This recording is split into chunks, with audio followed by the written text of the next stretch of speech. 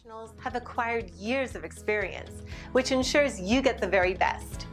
Our experienced staff is waiting to hear from you and to answer any specific questions that you may have on how we can meet your needs. Just ask for a consultation and let us prove our commitment to you as we promise to maintain the highest level of quality and commitment. Your satisfaction is our prime concern. So please, don't hesitate to get in contact with us and let us show you all the great options we have. And we are the Coalition, loud and proud, outrage porn-free, civilly disobedient media broadcasting live on the worldwide Coalition Radio Network at coalitionradionetwork.com, facebook.com/the Coalition Radio, on the mighty, mighty Twitter at coalition_radio, and of course, the mothership at coalitionradio.us, our legacy site, and our new site at coalitionradionetwork.com. It is my great pleasure tonight to introduce someone who's new to the Coalition audience, but is a respected advocate for both the physical and civil rights of folks with physical challenges around the state of Rhode Island and has a national reputation. Of course, I'm talking about Tina Pedersen. She's the CEO, the president, and founder of RAMP. All right. RAMP, Real Access Motivates Progress. The mission statement of RAMP, very straightforward. We educate and advocate for accessibility and inclusion. We support all individuals with disabilities, their families, and allies in creating safe and barrier-free environments. They can be found at the facebook.com/ramp.org. And we've got a handful of other websites listed on our publicity, our run-up announcement, if you will, which includes a series of videos, which we'll talk about, that broadcast on Wednesdays, and of course the mailing list and the website as well. Tina, welcome to the Coalition. Hi, how are you? Glad to be here. Thank you for the opportunity. No, it's great. You're very patient. It's been a chaotic couple of weeks here at the Coalition with the variety of social upheavals that we've been intimately involved in here in the state, as well as just the regular ongoing programming. Let's talk about RAMP. First off, if you will, give us your motivation for being the founder of this organization and tell us a little bit, if you will, what you're comfortable with about your personal history with disabilities. Well, anybody who knows me for 5 minutes knows that I'm pretty much an open book. I'm a 4-time cancer survivor, breast cancer twice, bladder cancer twice. I'm a 3-time stroke survivor. And about 6 years ago, I walked into a 10-minute minor surgery, supposed to be in and out, and I took a stroke to my spinal cord and never walked again. I woke up with no use and feeling in my legs. So I had to learn how to navigate the world differently. I didn't let it stop me. I didn't let it overcome me. I still had 2 kids to take care of, and I was a cheer mom, a football mom, and I realized how inaccessible our world really was. And I wasn't missing out on anything. So I went full force in finding a way to make it better.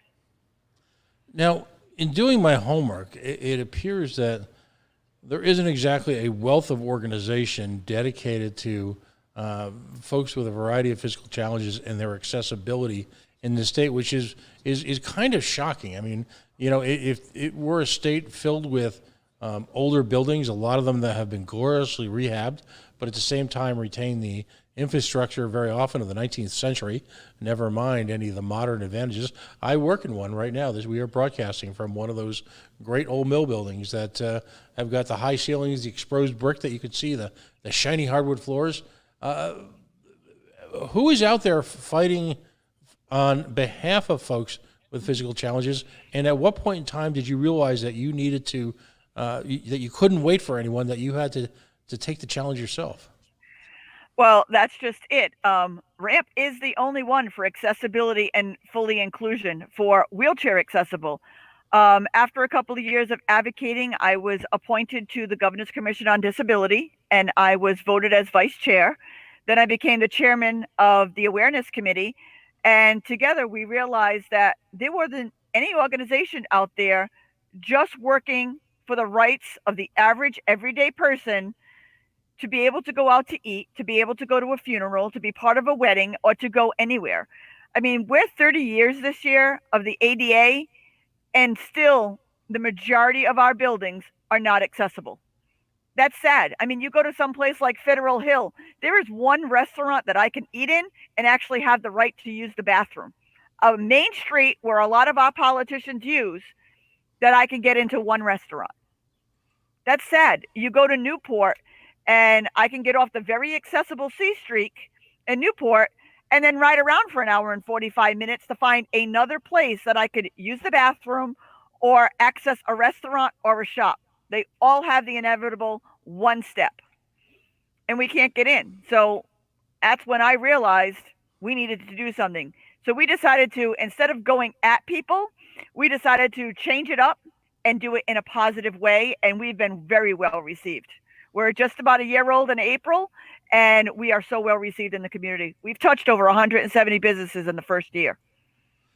So what is your process then? And I love to hear about positivity and cooperation as opposed to lawsuits. Businesses, and I'm not here to defend lack of access for folks. What I am, as someone who's a small business owner myself, I am constantly challenged by all the different things that you have to come up with simply to open the doors. So what's a process that, is this a business that you happen to try and gain access to, that you have difficulties navigating, or do people reach out to you? Well, at first I was reaching out to them because nobody, for the most part, is inaccessible maliciously or purposely. Most of the time, they just don't realize that they're inaccessible. They have to be, you get the people who say, oh, it's only one step. And my response is, well, when you can walk through that wall, I will attempt that one step, because it's the same correlation. We can't get out of our wheelchairs. We can't, just do those one steps. And if there's one way in, there's one way out. So now you figure that there's a fire or an emergency in that building. Who is going to stop to carry us out if you carried us in? So it's raising the barrier and giving them real world affordable ways of doing it. Like if you have one step, you could get a portable wedge ramp that's probably somewhere in the area of $200 that you could pick up, move. Are you ADA compliant? No. But are you more accessible than you were 10 minutes ago before I got here? Yes. Are you making the process to start to be accessible? Absolutely. So the question then is are businesses just simply haven't been exposed to the ADA, and is it just, when I say thoughtless, I'm going to take the positive approach and just say it just wasn't within the thought process. I'm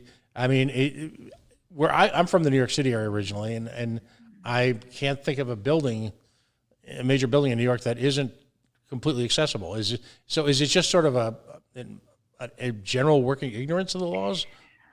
I don't know if it's a general working ignorance of the laws, or that nobody fully, you're so busy opening a business or having a business for all this. Number one, the first thing that I cannot stand is people who say that they're grandfathered in. That is not a thing. 30 years, you've had time to change over. Grandfathered in is not a thing anymore. And even like public places, you know what I mean? If you're open to the public, you're supposed to be accessible, but nobody's holding anybody accountable. That is the problem, because in order for a building to be held accountable, I, as a disabled person, has to use my own money to start up the lawsuit. Well, that's a lot of money and stuff when you're on disability to do that. So if we can show people that becoming accessible, we're basically begging you to be accessible so we can give you our money. Bottom line, you let us in, we're going to give you our money. And again, the economic power, if you will, of the community that you are a leader in is significant. And again, what I love right away is the positivity. Now you've taken this to a whole new level. And again, if you go to the website, again, RAMP, Real Access Motivates Progress, you right on the front, your goals. Let's go through each one of them, if you will. Elementary, middle school, and high school. So what are you're offering people a variety of opportunities amongst our young people to learn. We just ask, we're usually the first interaction. If you don't have a disabled person in your family or in and around your main community, kids are not exposed to it. So we go in and we read books. We go in like 3 or 4 of us with different disabilities, and we let the kids ask any question that they want where the parents can't shush them. Kids are not going to learn unless they ask. And we're there willingly ready to answer their questions. I play with the kids a lot of the times when I go into schools is, what do you think I can't do from my wheelchair? I'm actually on the floor with them, rolling around. It doesn't look like they think it's going to look, but they haven't stumped me yet. So I'm known as the crazy lady in the wheelchair, and the parents will be like, you can't say that. I'm like, no, it's okay. That's what I tell them. You know what I mean? It's okay, because that's how they're going to learn, and that's how they're going to not be fearful of approaching somebody and helping somebody. And I'll tell you, we've touched over 30 school districts in the first year that we've been around. And the best thing is we're all about breaking barriers. The first barrier we break, everything we do is free of charge.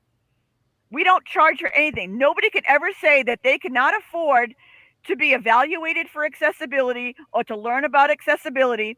If you like what we do, make a donation to our organization. Wow, that's how we work. That's outstanding. Now, let me ask you a question. When we were chatting online before we went live, I had mentioned to you the high school I went to in New Jersey, and this was the 1970s. Think of the movie Dazed and Confused, and let's just say I could pick out every person in that movie. There was a real person in my class just like that. But remarkably enough, in the small town I grew up in, it was a relatively new high school, and as part of the new high school construction, they added a completely separate wing to the building so that they could regionalize services for folks who were physically challenged. And there were some young people there who were profoundly challenged. Severely limited in their ability in motion and in sight and just everything you can imagine. So I grew up in high school surrounded by that. We all shared the same cafeteria. Many of the folks were in our class. At the time, they called it mainstreaming. In Rhode Island now, is that happening? It's kind of shocking for me to think that a young person can go K to 12 with not encountering other young people and being classmates and friends and clubmates and things like that of other young people who are facing challenges. What's happening there?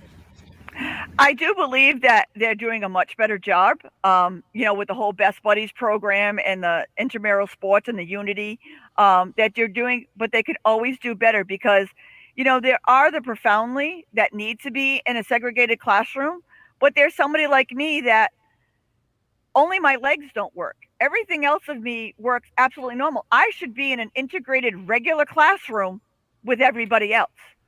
But a lot of these schools, like with the second floor or something like that, they don't know how to access me. So somebody like me would get put into the other classrooms when I should be in mainstream with everybody else because it's only my legs that don't work, but everything else does. Right. We had young, and this is in a mill town in central Jersey, about 20 miles on the wrong side of the Holland Tunnel. And I guess I'm looking back in kind of a reflected awe because even some of the kids who were just in tough shape, and looking back, your heart breaks now.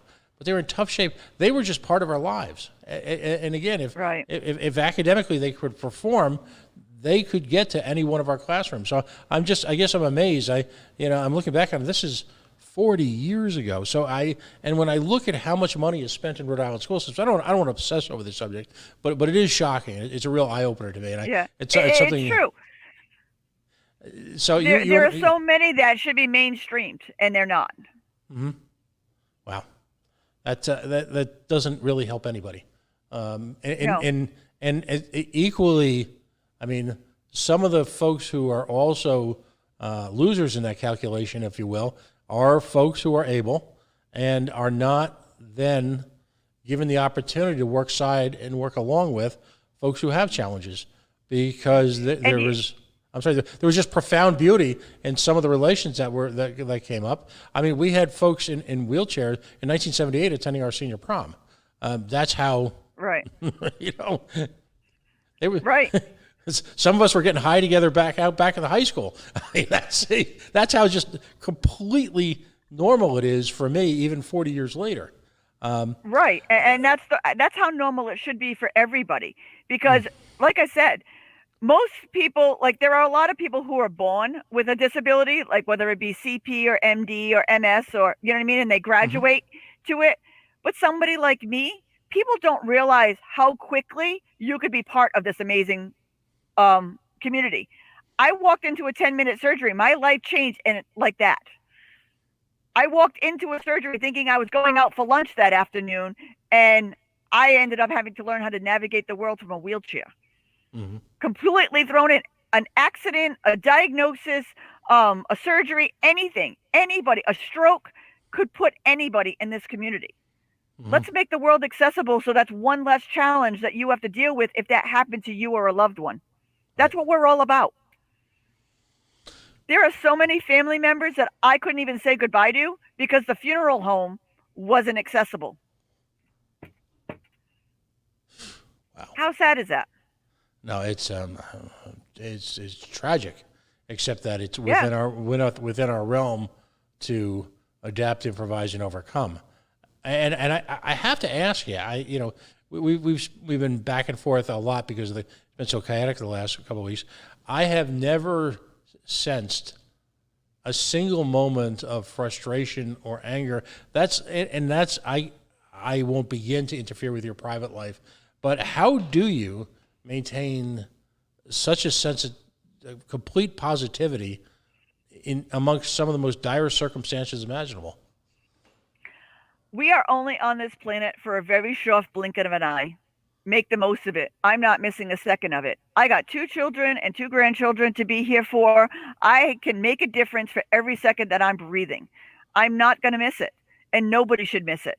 And that's what I fight for.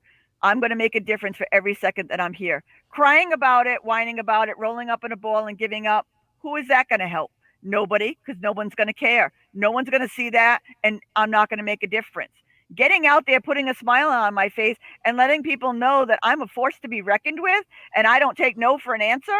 I mean, I've actually gone to restaurants that I couldn't get into and popped up a plastic table on their front stoop and said, if I can't get in, you're coming out here to serve me because I want to eat here. And that opened their eyes, and they began the process of making it accessible.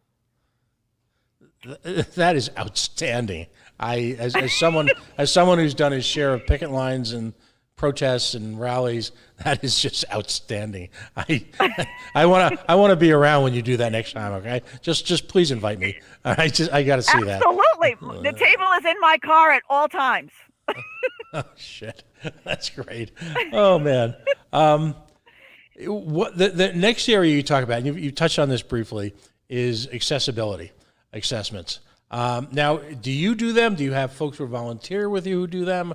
How do you do, and what's involved in an accessibility assessment? What I do is I call them roll-throughs. You don't know if a place is accessible, or at least wheelchair accessible, unless you have a wheelchair person go in there and show you. So I have a lot of businesses, like I did all of Free Play. It's a video arcade bar in Providence. And when I met Anthony, we did so much together, and he's like, well, take a roll through and tell me what you need. With no money and 15, 20 minutes of time, we changed a couple of door hinges, we moved a couple of video games, we changed a couple of seating areas, we fixed the bar, and his place is now 97% fully wheelchair accessible. And this is an old abandoned Coliseum with all video games, and I can go and enjoy myself and be with everybody else in the bar. Wow, that's what matters. Wait a minute, what was the name of that business? I want to promote. Free Play. Okay, right downtown by the club district. Yeah, it's the old Coliseum. Right. I think it's still the building is the Coliseum, but Free Play is on the bottom, and then they have the club upstairs. I mean, obviously, I can't get to the club upstairs, but when 95% of it is accessible, I can't complain. We don't want you to go broke. We don't want you to. And now they're building a brand new place in Worcester, and from the ground up, build it 100% wheelchair accessible, because he now knows what's to look for to do that. We also did a roll through for the Rhode Island Foundation, a place that gives to all of these charities. Again, not a lot of money. It took a time, lower this shelf, take these corners off, widen that door. That room doesn't have to be wheelchair accessible. The thing is if you have two conference rooms, make sure one is wheelchair accessible. Make sure if you're having a meeting and somebody could be coming to your meeting that's in a wheelchair or uses a walker or a knee scooter, you leave a chair out so they could just roll right up and not have to worry about moving a chair or be thoughtful. Think of who you have coming. I'm sure if somebody had Congressman Langevin coming to their office, they would go out of their way to make sure it was wheelchair accessible and there was no things. That should be the norm. That should be, because you never know who's going to show up. And I show up at places that people don't expect me to. Interesting. Now, you also do some work at a variety of the college and technical skills. How important is it to instill, with young people, I would imagine a lot of it is just getting around the fear factor, creating an understanding so that the little kiddos are comfortable and not, and not judgmental and don't engage in bullying. And that's its own challenge in and of itself.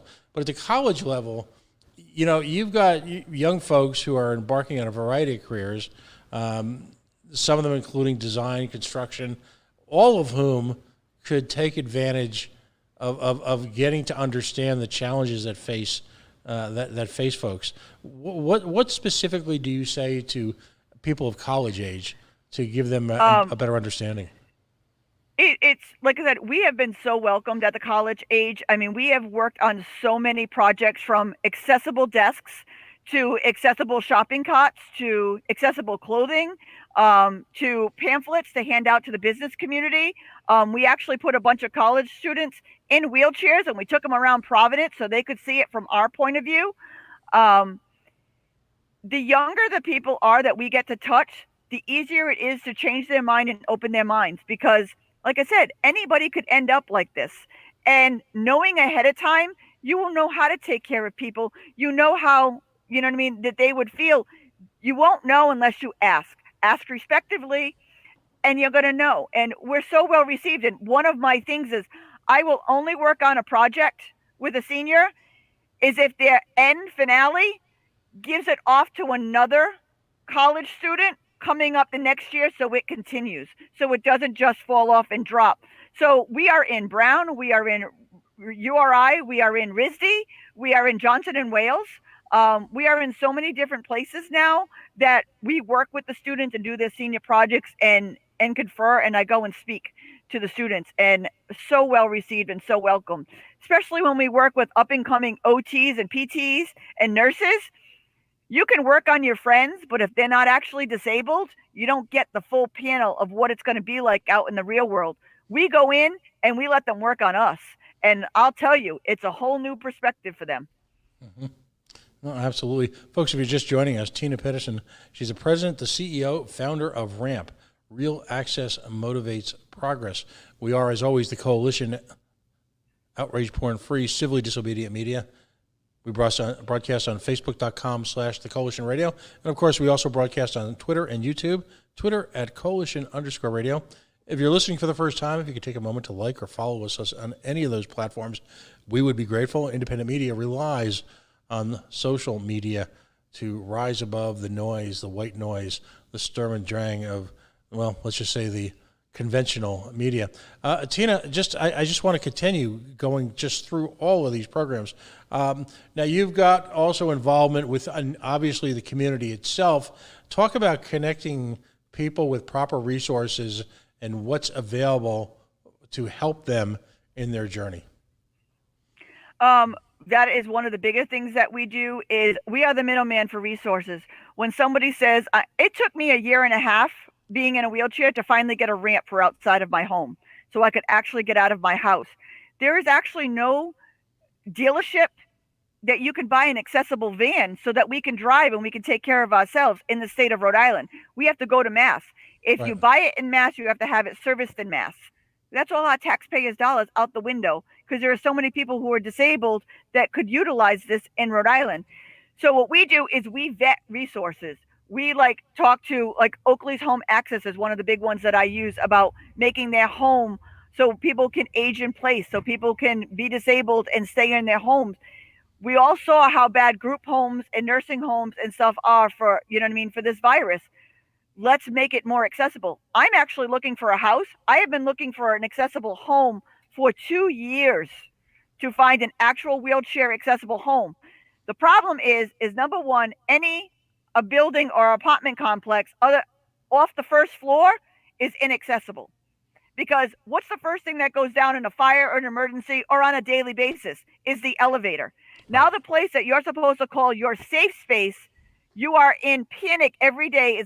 Is the elevator going to be working? Am I going to be able to get out? Is the firefighters going to find me? So anything above the first floor is inaccessible to a wheelchair user and not panicking. But we should be living out in the community. They're paying landlords right now to rent homes, but they're not paying them to make them accessible so somebody like me can go and live there. Mm-hmm. There isn't anything. Only 4% of an apartment building has to be accessible, but doesn't mean it's wheelchair accessible. It could be accessible for the blind or for the developmentally impaired or for another where it's not wheelchair accessible. So that's not okay. We actually got a home through Habitat for Humanity that we're waiting for them to finish for us to move. But it took us 2 years to find that. What about we just donated, right before the pandemic, 75 walkers, wheelchairs, and canes to the homeless. And they're homeless because they can't find an accessible place to live that's affordable. It's another big project that we have to work on. And again, I guess the purpose of this conversation is to provide, if you will, an infomercial for what your organization accomplishes. I think the unintended consequence of our conversation is to begin really scratching the surface and understanding all the unanticipated side effects and consequences of facing a physical challenge. Again, as you've said more elegantly than I ever can, that you're going to be able to expose weaknesses and flaws and challenges at a level that is just impossible for me to comprehend. It's impossible for a lot of people to comprehend. That's what I'm finding. Like, people just don't understand it. And I've gone as far as talking to a lot of construction companies, and they're told to build them to ADA adaptable. ADA adaptable is not accessible. Complete difference. If you build them to ADA accessible, wheelchair accessible, that's when you're going to get people in. But adaptable, that still means that the tenant or the landlord will have to spend extra money, again, after the fact, to make it wheelchair accessible, which they're not going to do. And that's the problem. In terms of building codes here in Rhode Island, do they just essentially cast something in the direction of ADA compliant, or is there aggressive enforcement in the building codes? No, I mean, there's not aggressive enforcement. Look what happened to the veterans home when 23 doors now have to be replaced because the occupants can't get through the doorways in their wheelchairs. Mm-hmm. It just falls through the cracks. It just falls through the cracks. And what's astonishing about that situation, as I understand it, and please correct me if I'm wrong, is that the design for that building, if you will, for the refurbishment of that building and the expansion of that building went through extensive evaluations by the organizations that funded it, many of which were government tied. So and I've got to believe, and it's interesting that they haven't published the numbers to repair it, but to knowing whom I do in areas like hospital construction, simply building and rebuilding those doors is not, a couple of contractors getting together on a weekend and and moving a few joists and getting a skill saw out. I mean, we're talking about a significant redesign of that entire portion of that room. Well, the problem is they built the doors smaller than the old veterans home. Building to code and building to the bare minimum is not acceptable anymore because you got larger, bigger, motorized wheelchairs now that minimum doesn't work for anymore. You need to build to the expecting of bigger and better and have breakaway doors or bigger areas so people can get through. Building to minimum, I mean, like even the fact of the house is out and about. How does somebody like me even go look at a house? You know what I'm saying? Like I Right. can't go and look at a house to see if I could get in and stuff like that.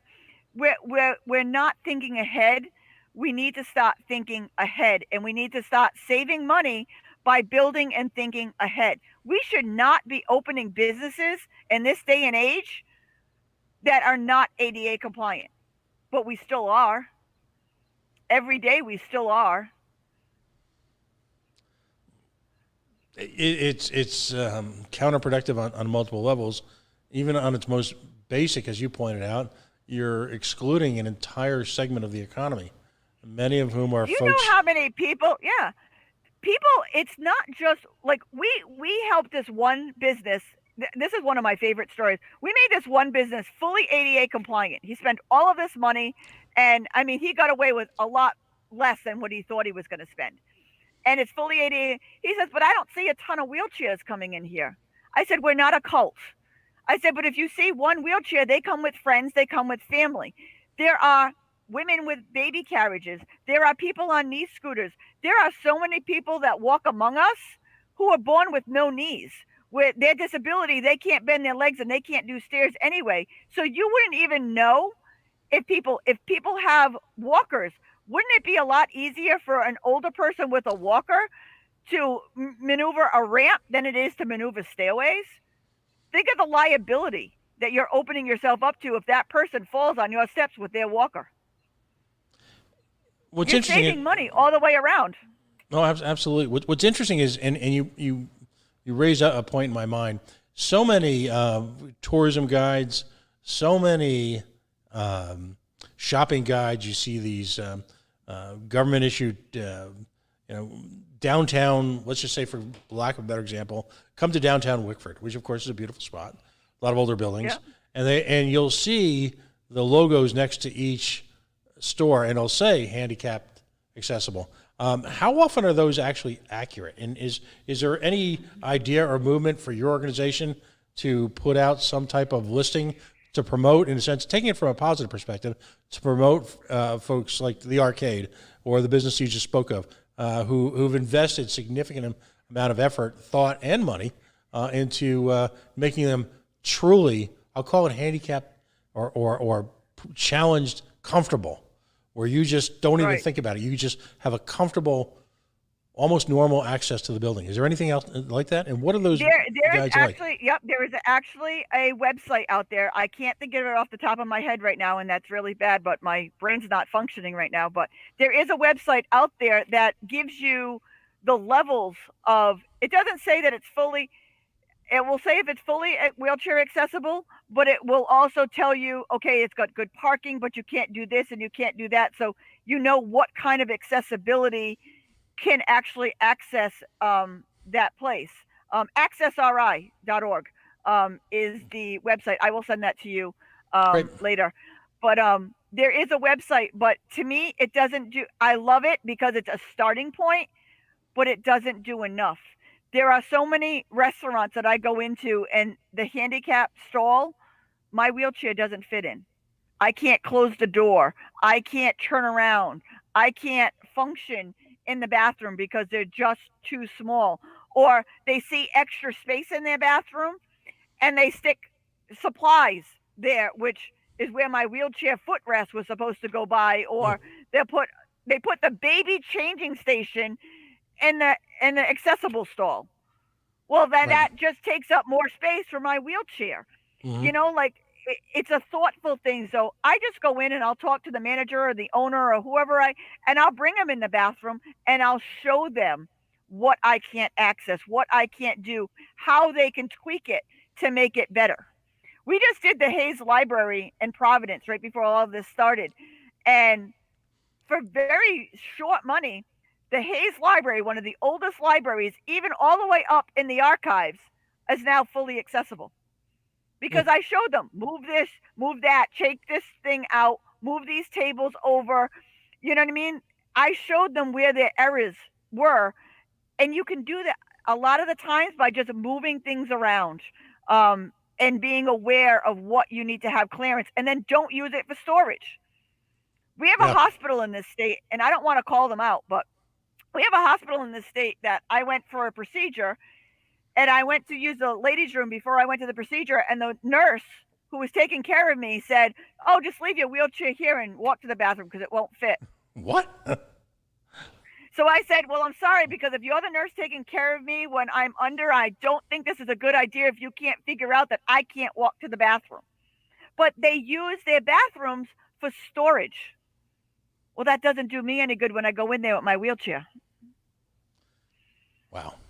Now, So it's just people and changing their perspective and looking at it from another point of view. what's fascinating to me is, given the amount of money that is spent on accessibility, just from your conversation and from the experience that I've heard, arguably through the news channel about the Veterans Home, how little actual hands-on, for lack of a better term, there is in both the design process and the initial construction with folks who actually face these day-to-day challenges. Has anyone ever called you during construction and said, "Hey, why don't you come by so we can figure out so we don't screw this up"? They are now, because I've partnered with a lot of construction companies, and I said, when you're doing a new build, bring me in. Bring me in. I'll do a roll through. It doesn't cost you a dime. We're free. Call us up. Bring us in. And a lot of them are actually doing it. And if I can't go, I send some of my counterparts to go. I mean, we did a whole access of the new bridge that they just built in Providence. Do you know that's not up to code? Really? I went with a bunch of people who designed it and showed them exactly, and they're like, "We didn't even think of that." I said, "Now we're here and there's just like 7 to 10 of us on here. You picture this is crowded during a Providence Fest or a Pride Parade, and people aren't paying attention. Not only the wheelchairs are going to have a problem, but people walking are going to have a problem with some of the ways that the steps went off, and the wood and the clamps between them and the steepness of some of the things. A mother in a baby carriage, if she slips her hand off of that on one of the side roads, the baby's going in the water. There's no way to stop it, because the incline is just too steep with no handrails and no nothing. Now you picture somebody in a manual wheelchair trying to roll that. I mean, they're working on it, they're fixing it, but why wasn't that thought of prior? We could have saved a lot of money by doing it prior than doing it after the fact. And that's all I want. I want people to think ahead. Bring us in. We're free of charge. You know what I mean? We will help you out in any way, because, like I said, we are fighting to give you money. We want to spend our money in your places. And if we can get in, we're going to advertise it to all of our family and all of our friends. I have family and friends who will not go to a place that's not accessible. Just out of a personal respect for you and the challenges you face. Yeah. So, I mean, look at all of the people you're missing. I mean, when I go to the Providence Civic Center with my grandchildren, they're 2 and 5.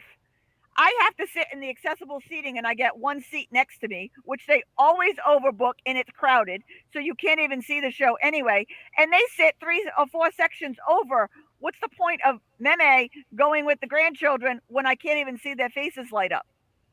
Yeah, no, it's interesting when I think about it. I've observed this without being sentient enough to understand it, and I think what happens is folks who haven't faced these challenges or don't have near close friends or family facing these challenges, like everything else, are oblivious, and I don't think it's intentional. And that's just it. People are not doing, for the most part, people are not doing it intentionally. They're doing it because they just don't know and they don't realize. So that's why an organization like us is so important. Do you know how many weddings and events that I go to now? I work with country clubs and event venues, and I roll through saying, grandma might be in a wheelchair or have a walker, or there might be a guest that comes that has an e-scooter, and I will roll around and say, nope, can't have the tablecloths like that because that's a hazard.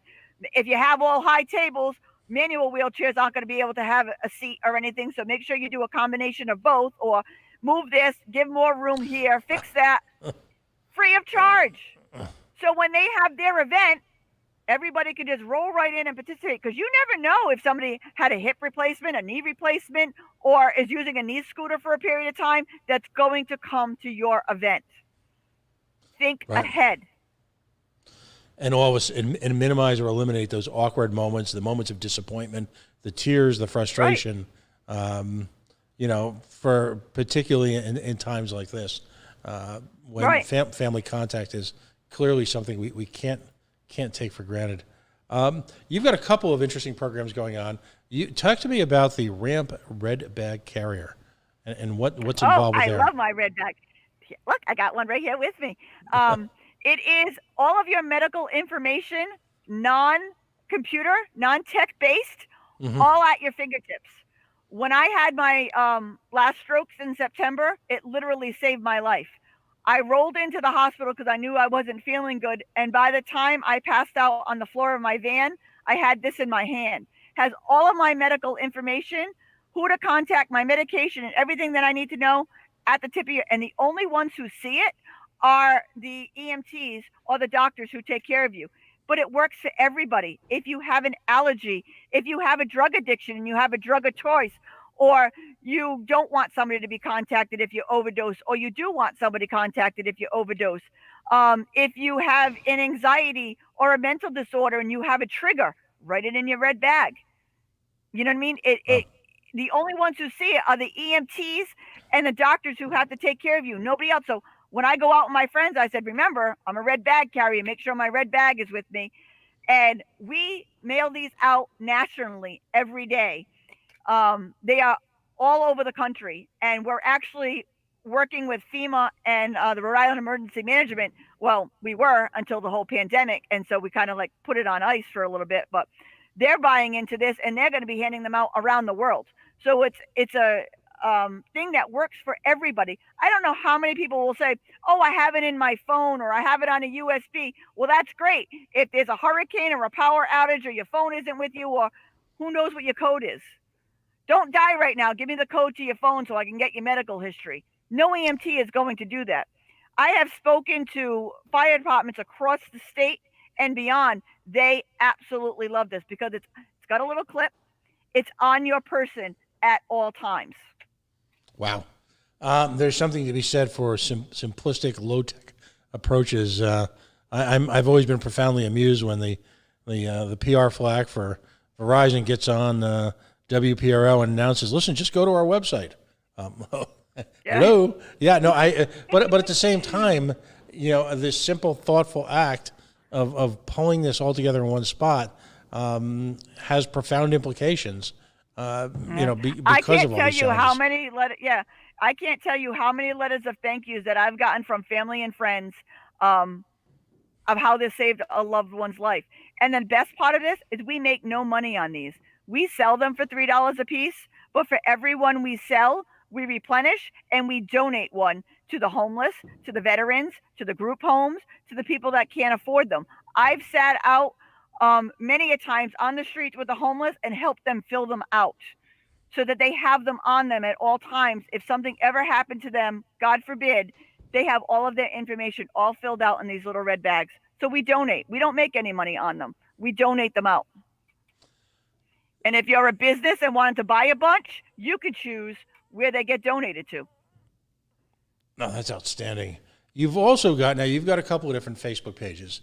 You've got a Facebook page for the organization. And by the way, we've got links to all of this at on the facebook.com/the Coalition Radio in the run up to the show. And we'll reproduce those links as well as the Access RI link when we share the YouTube video of this show and throughout repeats. This will take place during the week. But you've also got a Facebook page dedicated to video, different Wednesday activities that you have. Tell me a little bit about that. That is my What to Know Wednesday series, because I post them on the actual RAMP page. But when somebody needs an inspirational video or they just want to sit, and it's kind of like my own little YouTube channel, but on Facebook, it's much easier to view. Mm-hmm. It's every Wednesday I go live and I talk about a different topic, a topic that most people or the average person doesn't think about until it's brought up to them. So our What to Know Wednesday series is It's usually no more than 10 minutes, usually less. Sometimes they're only like 2 or 3 minutes. And it's just a point of view, giving you a different perspective to think about for the next week coming ahead.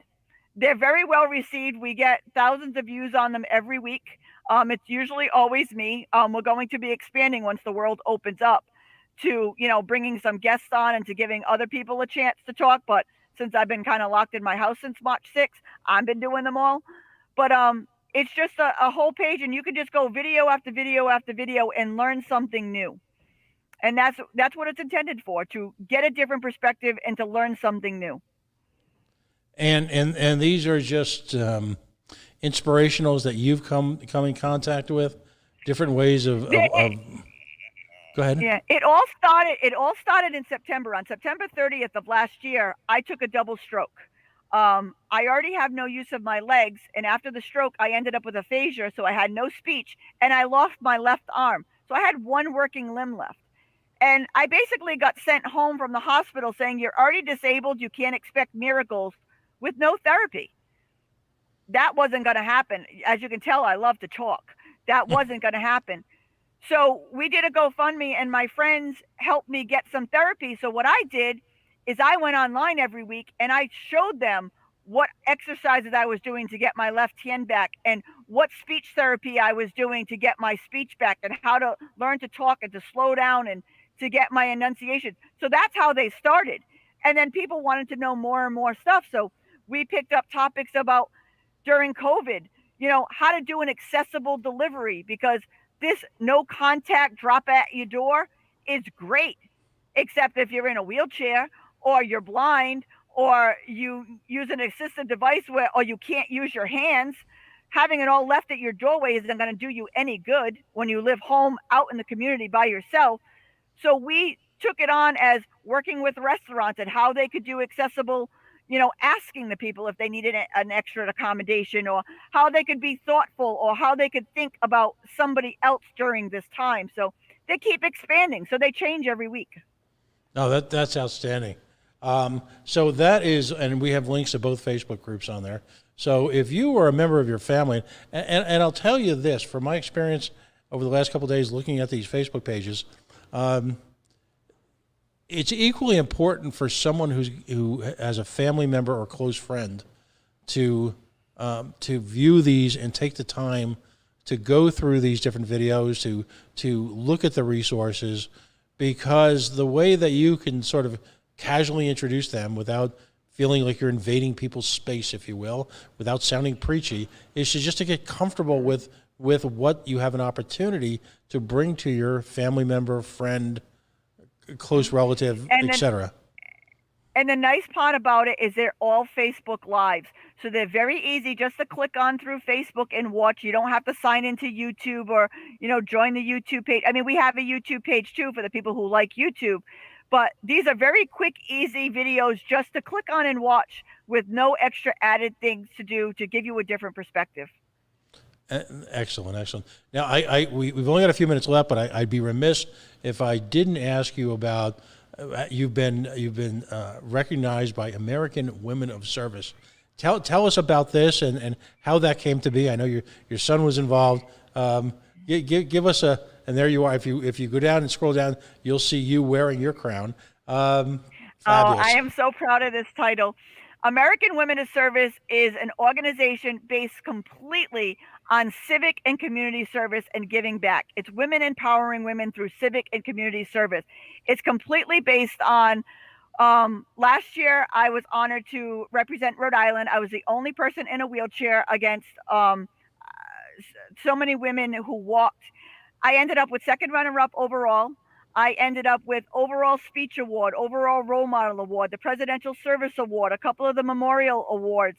By a few hours being there, no one saw the wheelchair anymore. I could compete and be with all the girls. We do a service project when we go out for the weekend. We give back, we donate, we support each other. It's such a wonderful thing. And I'm honored to be the 2020 Elite Rhode Island again. I'll be traveling out to Portland, Maine in September, to hopefully being the first disabled person to win the national title for American Women of Service, and show anybody else in my predicament anything is possible, and don't let anything stop you. It's one of my most proudest things that I get to do, because I think I've logged right now over 3,500 hours of service hours just in the last year, even with COVID. Wow. Anybody can do it. You got to put your mind to it, and anybody can do it. So your message to folks right now, because in the early days of this COVID crisis, there was sort of an upbeat, we're going to take it on, we're going to beat it approach. Right now, people are beat up.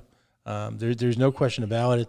You're facing the reemergence of this disease, which many of us had predicted, but still, that's far different from the reality. Folks who've been without their businesses, without their jobs for months now, these are tough times. But if you could, you know what the good thing? You want to know what the good thing about all of this is, though? What's there that? Is something good at this. You are all getting a small glimpse of what the disabled community deals with on a daily basis.